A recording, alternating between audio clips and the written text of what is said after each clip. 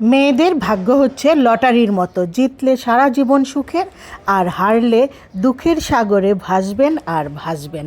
তো আসসালামু আলাইকুম ভিউয়ার্স, কেমন আছেন? আশা করি অনেক বেশি ভালো আছেন। আলহামদুলিল্লাহ আমরাও ভালো আছি। এটা হচ্ছে ইফতারের আগে আগে বাঙ্গি কেটে নিলাম। বাঙ্গি ফলটা আমার খুবই পছন্দ। বাঙ্গির যে একটা স্মেল বের হয়, এটা খুবই ভালো লাগে আমার। তো এখানে হচ্ছে চিকেন রান্না করছি। এটা হচ্ছে শেষ রাতের জন্য, ভোর রাতের জন্য চিকেনটা রান্না করে রাখি।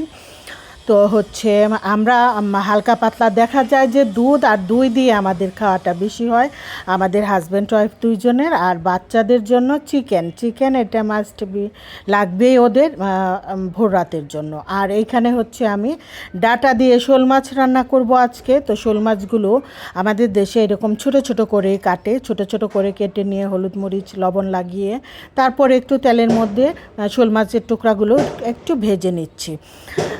তারপর হচ্ছে ডাটাগুলো আমি এখানে দিয়ে দিলাম। একটু ভাজা হয়ে গেলে অল্প অল্প একটু মশলা দিয়ে এই তো ঝোল দিয়ে তারপর ঢেকে রান্না করে নেব ডাটার তরকারি। তারপর নামিয়ে নেব লাস্টে কাঁচামরিচ দিয়ে। ডাটা সবজিটা এইবার খেতে ভালোই লাগছে। এই তো ডাটা হয়ে গেলে তারপর আমি রান্না করব পাট শাক। আমাদের ময়মনসিংহ অঞ্চলে পাট শাক খুবই বিখ্যাত এবং জনপ্রিয় একটা খাবার। পাট শাক হলে আমাদের আর কিছুই লাগে না ভাত খাওয়ার জন্য। এত ভালো লাগে আর এত মজার একটা খাবার, আল্লাহ পাকের নিয়ামত মনে হয়।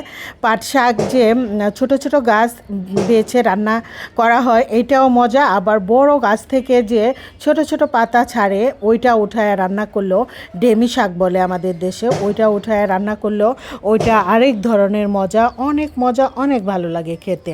তো এখানে আমি পাট শাকটাই রান্না করব। রসুন পেঁয়াজ শুকনো মরিচ তেলে দিয়েছি, একটু কাঁচামরিচও দিয়ে দিব। তারপর এই যে আস্তে আস্তে ঝরঝরা করে শাকটা দিয়ে দিলাম।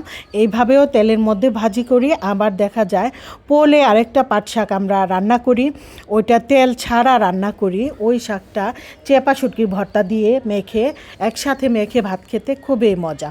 তো এটা খালি শুধু ভর্তা ছাড়া খাই, আর ওইটা হচ্ছে চেপা শুটকির ভর্তা দিয়ে ভাত মেখে খেতে খুবই মজা। তো যারা ময়মনসিংহ অঞ্চলের আছেন তারা বুঝতে পারবেন, ওই আপু ভাইয়ারা বুঝবেন যে আসলে কতটা মজা। আর এখানে হচ্ছে চিকেন, হচ্ছে তন্দুরি চিকেন মেখে রাখছি আমি। এটা ইফতারের সময় ভাজবো, মানে রান্না করব। সব মশলা সয়া সস তারপর তন্দুরি মশলা সব কিছু দিয়ে মেখে ঢেকে রেখে দিয়েছি। আর এইখানে হচ্ছে ইফতারের জন্য পেঁয়াজু, আলুর চপ, বেগুনি সব কিছু ভাজা হয়েছে। আর চিকেনটা খাওয়ার জন্য পরোটা ভেজে হটপটে রেখে দিয়েছি। এই তো তন্দুরি চিকেনটাও হয়ে গেছে অলরেডি। আজকের ভিডিও আমার এই পর্যন্তই ছিল। সবাই অনেক বেশি ভালো থাকবেন। আল্লাহ হাফেজ।